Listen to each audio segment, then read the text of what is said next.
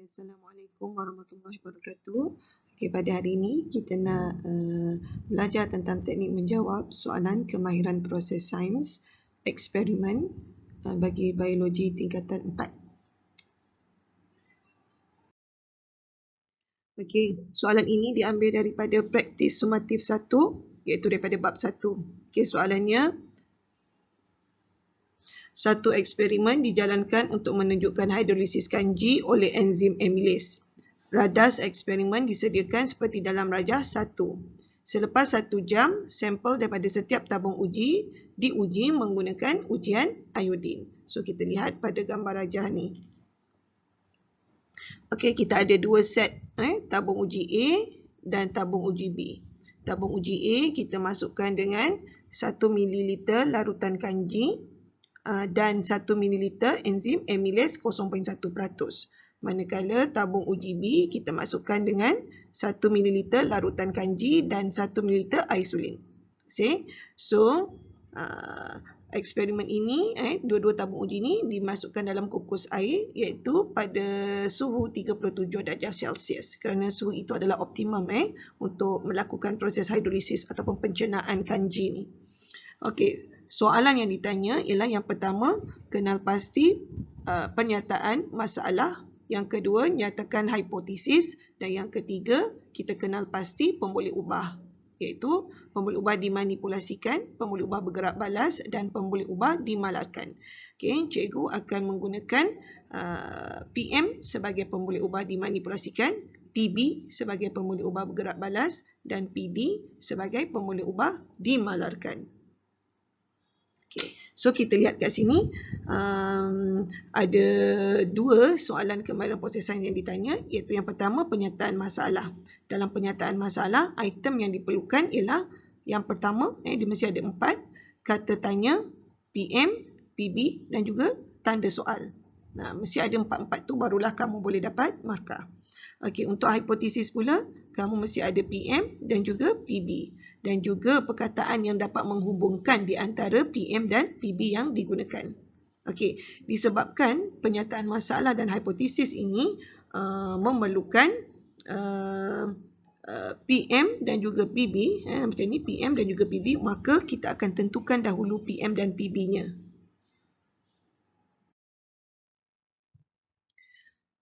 Untuk pemboleh ubah, yang pertama PM, macam mana kita nak kenal pasti PM, iaitu faktor yang kita ubah suai dalam eksperimen.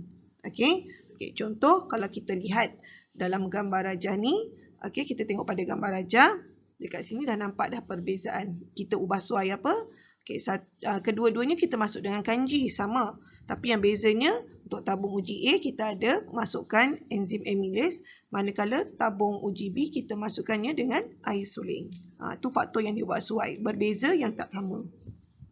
Manakala PB pula, faktor yang diperhatikan. Kita nak perhatikan apa dalam eksperimen ni? So, kita nak perhatikan ni, hidrolisis kanji tersebut. Ataupun kita nak lihat keputusan ataupun perubahan warna dalam ujian iodin. Itu PB. Dan PD pula ialah faktor yang ditetapkan. Apakah yang sama dalam eksperimen tersebut? Baik. So, kita tentukan satu persatu. PM adalah kehadiran enzim amylase. Iaitu, satu ada enzim amylase, satu lagi tak ada enzim amylase, digunakan air suling. Baik. Yang kedua ialah PB. Dalam PB ni, dia ada dua jenis, iaitu PB tersurat dan juga PB tersirat. Kalau PB tersurat ni, kita boleh nampak dengan mata. Kita boleh ukur dengan menggunakan alat. Itu PB tersurat. Yang kita boleh nampak dengan mata ialah perubahan warna larutan iodin. Iodin itu bertukar warna. Kalau ada kanji, warna larutan iodin akan bertukar menjadi biru tua. Kalau tiada kehadiran kanji, so dia akan maintain warna asal je lah, iaitu warna kuning, jingga macam tu. Manakala PB tersirat pula adalah hidrolisis kanji. PB tersirat ni kita nak lihat, kita nak perhatikan hidrolisis kanji itu berlaku ataupun tidak. Tapi hidrolisis kanji ni kita tak boleh nampak dengan mata. Adakah betul kanji tu telah telah dihidrolisiskan menjadi molekul yang ringkas. Itu kanji itu molekul yang besar. So, kalau dia telah dihidrolisiskan, dia akan bertukar, dia akan dipecahkan menjadi molekul yang kecil, iaitu gula lah. Kanji dihidrolisis menjadi gula, glukosa. Okey, baik. Next, faktor yang ditetapkan iaitu PD. Apakah yang sama dalam eksperimen ni? So, yang sama kita lihat dekat sini. Okey. Kanji itu sama. Yang ni tabung uji A 1 ml larutan kanji, tabung uji B 1 ml larutan kanji. So dia sama, isi padu larutan kanji. Okay, yang kedua ialah suhu persekitaran ataupun suhu kukus air. Kedua-dua tabung uji dimasukkan pada suhu kukus air yang sama iaitu 37 darjah Celsius. Okey, setelah kita dapat menentukan PM dan PB, barulah kita boleh menjawab soalan-soalan yang lain, iaitu ditanya penyataan masalah. Sebab penyataan masalah dia mesti ada 4 perkara. Cikgu dah cakap tadi, iaitu yang pertama kata tanya. Okey, kata tanya tu adakah, apakah, bagaimanakah. Okey. Dan yang kedua mesti ada PM. So PM tadi kita dah tentukan iaitu kehadiran enzim amylase. Okey, PB kita pun dah tentukan tadi, kalau PB tersirat kita tak boleh nampak dengan mata, perubahan ni kita tak boleh nampak iaitu hidrolisis kanji, ataupun awak nak gunakan PB tersurat iaitu perubahan warna larutan iodin pun boleh juga. Okey, tak kisah. Okay, dan yang keempat, awak mesti tuliskan dengan tanda soal. Tak ada tanda soal, tak lengkap penyataan masalah. Okey, jadi contoh penyataan masalah, adakah kehadiran enzim amylase diperlukan untuk hidrolisis kanji? Okey, so ingat kita cek yang ada tak kata tanya. Okey, kata tanya ada, adakah? Okey, kemudian PM ni ada. Okey, PM kehadiran enzim amylase ada. Okey, PB hidrolisis kanji ada, kemudian tanda soal ada. So lengkap. Alright? Okey, contoh yang kedua, bagaimanakah kehadiran enzim amylase mempengaruhi hidrolisis kanji? Okey, kata tanya ada, kehadiran enzim amylase PM ada, hidrolisis kanji PB ada, tanda soal ada. So lengkaplah penyataan masalah. Contoh yang ketiga, apakah kesan kehadiran enzim amylase terhadap hidrolisis kanji? Okey. Kata tanya, kehadiran enzim amylase PM, hidrolisis kanji PB dan tanda soal. So ini adalah 3 contoh penyataan masalah. Okey, untuk hipotesis pula. Okey, syaratnya apa tadi? Mesti ada 3 item. Okey, yang pertama mesti ada PM iaitu kehadiran enzim amylase, mesti ada PB, sama ada nak guna PB tersurat ataupun PB tersurat. Kalau PB tersurat ialah perubahan warna larutan iodin, manakala PB tersirat pula adalah hidrolisis kanji. Okay, yang ketiga, hubungan antara PM dan PB. Jangan tulis PM dengan PB saja. Kehadiran enzim amylase hidrolisis kanji. So tak ada makna ayat tersebut. Jadi you kena buat hubungan, ayat hubungan di antara PM dan PB yang telah ditentukan tadi. Ataupun juga kamu boleh jawab penyataan masalah. Tapi dengan syarat jawapan penyataan, awak nak jawab penyataan masalah tu, ayat tersebut mestilah mengandungi 3 perkara ni. Alright? Okay, contoh. Kehadiran enzim amylase diperlukan untuk hidrolisis kanji. Ini dia jawab soalan tadi. Kalau awak semak balik slide yang sebelum ni, kita jawab balik soalan tu. Okey, dengan syarat mesti ada PM. Apa dia? Kehadiran enzim amylase. PM dah ada. Kemudian mesti ada PB, hidrolisis kanji ada. Kemudian hubungan. So, kehadiran enzim amylase hubungannya diperlukan untuk hidrolisis kanji. Contoh yang kedua. Kanji dapat dihidrolisis dengan kehadiran enzim amylase berbanding tanpa kehadiran enzim amylase. Okey, so kita lihat kat sini, mana je PM? Kehadiran enzim amylase. Okey, dia punya PB hidrolisis kanji. So lengkaplah ayat hipotesis. Seterusnya soalan yang ke-6 dalam praktis sumatif 1. Okey, rancang satu eksperimen untuk mengkaji kesan kehadiran gula terhadap pertumbuhan yeast. Okey, untuk rancang suatu eksperimen mestilah mengandungi 7 perkara ni. Yang pertama mesti dinyatakan tujuan, penyataan masalah, hipotesis, pemboleh ubah, radas dan bahan, prosedur dan juga penjadualan data, iaitu jadual untuk kamu catatkan keputusan. Kita tak buat eksperimen ni, kita hanya rancang. Jadi keputusannya tak ada. Just buat tabelnya sahaja. Alright?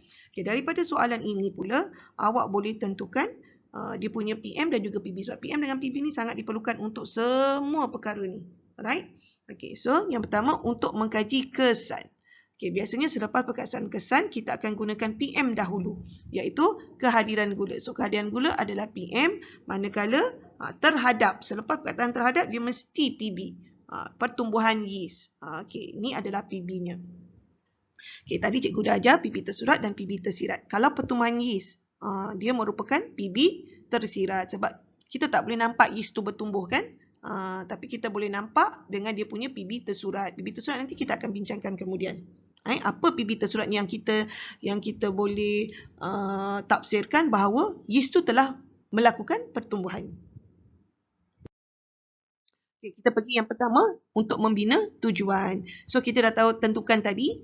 Okay, PM-nya adalah kehadiran yeast, manakala PB tersirat adalah pertumbuhan yeast. Untuk membina tujuan, kita boleh menggunakan dua format. Okay, format yang pertama ialah untuk mengkaji hubungan di antara PM dengan PB. Format yang kedua ialah untuk mengkaji kesan PM terhadap PB. Jadi dalam eksperimen ni lebih sesuai kita menggunakan format yang kedua. Okay, iaitu untuk mengkaji kesan. Ingat sebab perkataan kesan, kehadiran gula ni adalah kita punya PM, manakala pertumbuhan yeast adalah kita punya PB. So, kita guna format yang kedua untuk mengkaji kesan PM terhadap PB. Pernyataan masalah. Okey, seperti yang cikgu dah ajarkan sebelum ini, okey, pernyataan masalah mesti ada 4 item, iaitu yang pertama kata tanya, yang kedua PM, yang ketiga PB dan yang keempat tanda soal. Okey, so kita lihat contoh yang pertama, pernyataan masalah. Kita gunakan kata tanya, adakah? So, adakah kehadiran gula? Kehadiran gula adalah PM mempengaruhi pertumbuhan yeast. Pertumbuhan yeast adalah kita punya PB dan dia ada tanda soal. So, lengkaplah pernyataan masalah tu. Okey, yang kedua, apakah kata tanya kesan kehadiran gula kita punya PM terhadap pertumbuhan yeast kita punya PB dan juga ada tanda soal.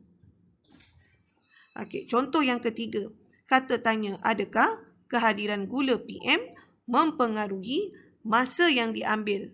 Masa yang diambil untuk saiz dough berganda atau bertambah, tanda soal. So, yang ini kita gunakan PB tersurat, iaitu masa yang diambil untuk saiz dough berganda ataupun bertambah. Ini adalah PB tersurat. Okey, PB tersurat ni yang kita boleh nampak dengan mata dan kita boleh ukur dengan menggunakan alat. So, yang kita boleh nampak dengan mata dan boleh ukur menggunakan alat iaitu jam randik, iaitu masa yang diambil untuk saiz dough berganda atau bertambah. Itu yang akan menunjukkan pertumbuhan yeast telah berlaku. Kalau saiz dough tu bertambah atau berganda, yeast telah bertumbuh. Pertumbuhan yeast berlaku. Kalau dia tak bertambah, bermakna pertumbuhan yeast tidak berlaku. Okey. Okey, baik. Untuk membina hipotesis pula, cikgu dah ajar sebelum ni, hipotesis mesti ada PM dan mesti ada PB. Dan PB ni terpulang pada anda nak gunakan PB yang tersurat ataupun yang tersirat.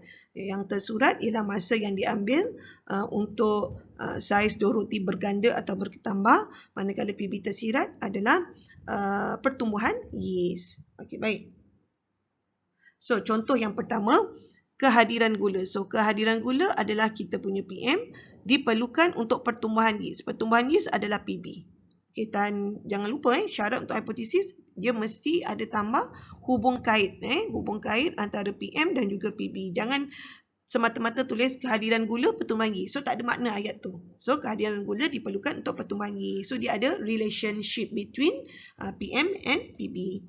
Okay, contoh yang kedua, kehadiran gula ini adalah PM menyebabkan masa yang diambil untuk saiz dough bertambah atau berganda. Ini adalah PB dan dia punya hubungannya lebih pendek. Ini adalah hubungan dia. Okey. Jangan pula awak buat kehadiran gula menyebabkan masa yang diambil untuk saiz dough bertambah atau berganda. Full stop. Itu tak ada relationship between PM dan PB. So relationship dia adalah lebih pendek. Masanya lebih pendek bila ada kehadiran gula. Okey, untuk pemboleh ubah pula. Okey, disebabkan sebelum ni kita dah tentukan pemboleh ubah, so kita bolehlah buat tujuan, penyataan masalah dan juga hipotesis. Okey, baik. So, sebelum nak jawab soalan eksperimen ni, better kamu tentukan dahulu pemboleh ubah terutamanya PM dan juga PB kerana ianya digunakan untuk buat tujuan, penyataan masalah dan juga hipotesis. Okey, so pemboleh ubahnya yang pertama dimanipulasikan ataupun PM, kehadiran gula. Satu ada gula, satu tak ada dulu sebab kita nak mengkaji kesan kehadiran gula terhadap pertumbuhan yeast kan. So kita kena buat satu set ada gula, satu set tak ada gula. Okey. Pemboleh ubah bergerak balas ataupun PB. Tadi cikgu dah ajar, PB ada dua, PB tersurat dan juga PB tersirat. Okey, PB tersurat ni PB tersurat dia adalah yang kita boleh nampak, yang kita boleh ukur dengan menggunakan alat, iaitu kita boleh nampak, kita boleh ukur dia punya masa dengan menggunakan jam randik. Okey, manakala PB tersirat adalah yang kita tak boleh nampak tapi kita nak kaji dia. Iaitu pertumbuhan yeast. Sebab yeast kita tak boleh nampak dia bertumbuh. Kita boleh nampak dengan cara kita melihat saiz dough tu bertambah. Bila saiz tu bertambah, maka ini menunjukkan bahawa pertumbuhan yeast telah berlaku. Okey.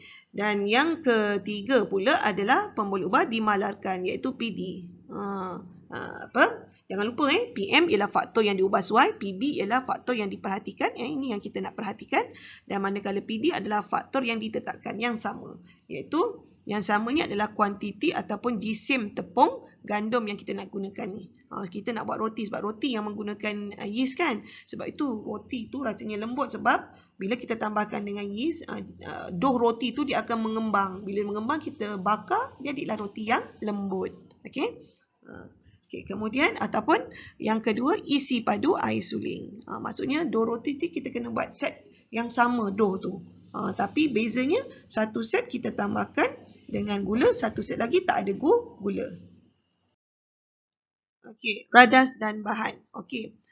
Kalau kita buat laporan eksperimen, better kita jangan pisahkan antara radas dan juga bahan kerana ramai murid yang tak tahu nak bezakan mana satu radas, mana satu bahan. Okey, sekarang ni cikgu nak ajar kamu bagaimana nak tentukan. Tapi bila nak tulis dalam kertas, jangan diasingkan.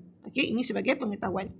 Okey, okey, untuk radas. Okey, radas adalah alat yang kita boleh guna berulang kali. Selepas eksperimen kita boleh guna lagi. Kita basuh, kita guna balik. Okey, so dia tak akan rosak. Itu adalah radas. Seperti jam randik. Dah pakai, kita boleh pakai lagi kan untuk eksperimen seterusnya. Silinder penyukat, boleh guna balik. Penimbang, boleh guna. Bika, kelalangkun, mangkuk adunan, semua ni boleh guna semula selepas tamatnya eksperimen. Okey. Manakala bahan pula, bila kita dah guna dalam satu eksperimen, kita tak boleh guna lagi for the next experiment. Contoh macam tepung gandum. Awak dah campur-campur dengan air apa semua, kemudian awak nak guna untuk eksperimen lain pula, dah tak boleh. Okey, air suling pun sama, dah tercemar lah bila awak dah guna. Yeast pun dah tak boleh. Glukosa pun dah tak boleh. Alright? Untuk prosedur pula. Okey, make sure kamu ada 4 item ini, iaitu yang pertama mesti ada PM1. PM tadi apa? Kehadiran gula kan? Maksudnya PM1 ada gula. PM2 tak ada gula. Okey, PB apa tadi? Tapi untuk prosedur kita mesti guna PB tersurat, tak boleh guna PB tersirat. Apa PB tersurat? Masa yang diambil untuk saiz dough roti berganda ataupun bertambah. Okey, kita kena guna PB tersurat, tak boleh guna PB tersirat. Okey, dan juga kamu mesti mention PD dalam eksperimen. Okey, next kita lihat prosedur yang pertama.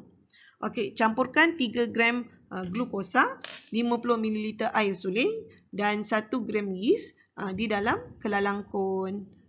Kita campur godak-godak dan kita biarkan 20 minit. Kita biarkan 20 minit ni supaya kita dapat rangsang yeast tu untuk bertumbuh dekat dalam situ. So bila awak dalam 20 minit ni, awak akan nampak ada buih-buih dihasilkan. Maksudnya yeast dah tumbuh. Dia akan menjalankan respirasi sebab ada gula tadi kan. So dia akan nampak ada bubble-bubble carbon dioxide. Itulah carbon dioxide yang dibebaskan, itulah yang menyebabkan nanti dough roti itu nanti mengembang. Okay, yang kedua, masukkan 100 gram tepung gandum dan campuran yeast tadi. Yeast, campur gula, campur air tadi kan. Dalam mangkuk adunan. So, awak gaul-gaul, campur-campurkan dia dan sehingga menjadi dough yang lembut. Okay. Kemudian awak uli dia selama 10 minit supaya dia campur dengan elok lah. 10 minit awak uli. Macam nak buat roti lah, memang kena uli lah. Tak bolehlah campur macam tu je. Okay, yang kelima, masukkan dough ke dalam bikar dan tekan dia ke bawah. Kita penyek-penyekkan dia menjadi satu permukaan yang rata. Supaya nanti kita boleh catatkan isi padu awal dough tersebut. Okay, bila dah kita rekodkan isi padu awal, kita dah rekodkan, kita mulakan jam randit. Sebab apa? Kita nak lihat, kita nak perhatikan dan kita nak rekodkan masa yang diambil untuk saiz dough roti menjadi 2 kali ganda daripada saiz asalnya. Okay, next. Yang ke-8, kita ulang langkah 1 hingga 7 untuk dough kedua tanpa menggunakan gula. Sebab kita punya pemolek body manipulasikan ialah kehadiran gula kan, glukosa. Satu ada glukosa, satu tak ada glukosa. Okey, baik. So, kita nak, daripada prosedur ni kita nak tengok lengkap ataupun tidak keempat-empat item tadi. Okay, kita lihat prosedur yang pertama. Pi apa agaknya yang ada? Okey, tempat kat sini dia kata okey, dia cari dululah PM1. Okey, PM1 PM ialah kehadiran gula, PM1 ada gula, PM2 tak ada gula. So, yang ada gula yang mana? Ni set yang pertama sebab kita dah campurkan dengan ada gula dekat sini. Dia ada gula dekat sini. Sekejap ya. Ada gula dekat sini. So, itu merujuk kata PM1. So, ada PM1. Okey, kemudian kita tengok PM2. So, PM2 kita tulis kat sini tanpa menggunakan gula. Ini adalah PM2. So, PM2 ada. Okey, yang ketiga adalah PB. So, PB-nya yang inilah. Ni PB dia. PB tersurat. Ingat, mesti guna PB tersurat. Jangan guna PB tersirat. Iaitu awak gunakan, apa nama tu?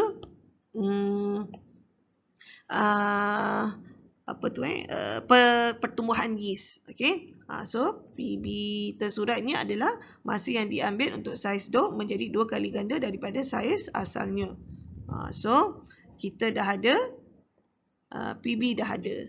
Okey, so next kita pergi kepada PD pula. Cari mana PD? PD yang sama. Okey, disebabkan eksperimen ini kita ulang langkah 1 hingga 7. 1 hingga 7 kita ulang. Jadi bermakna semua benda ni adalah samalah. Isi padu air suling sama, kuantiti yeast sama, kuantiti tepung gandum sama. Cuma yang bezanya dia cuma tak tambah dengan glukosa iaitu PM2. Okey, so PD sudah dinyatakan. Okey, baiklah, yang akhir sekali ialah penjadualan data. So, dalam penjadualan data, ingat kita dah belajar dalam bab 1, sebelah kiri kita akan letakkannya dengan PM. Sebelah kanan kita akan letakkannya dalam jadualan, sebelah kanan kita letakkannya dengan PB. Tapi syarat dekat sini, PB mesti guna PB yang tersurat. Tak boleh tulis dekat sini pertumbuhan yeast. So, kita gunakan masa yang diambil untuk saiz dough menjadi 2 kali ganda saiz asalnya. Okey, PM tadi adalah kalau kita buat tadi, PM adalah kehadiran gula ataupun kehadiran glukosa kan. Okey. Tapi kita boleh juga buat keadaan dough. Sebab apa? Keadaan dough ni kita ada nyatakan kat sini PM1-nya dough yang ada gula, PM2-nya dough yang tak ada gula. Ataupun kalau awak nak buat kehadiran glukosa ataupun kehadiran gula pun boleh. Tulis kat sini ada gula, ada glukosa ataupun tiada glukosa ataupun tiada gula. Okey.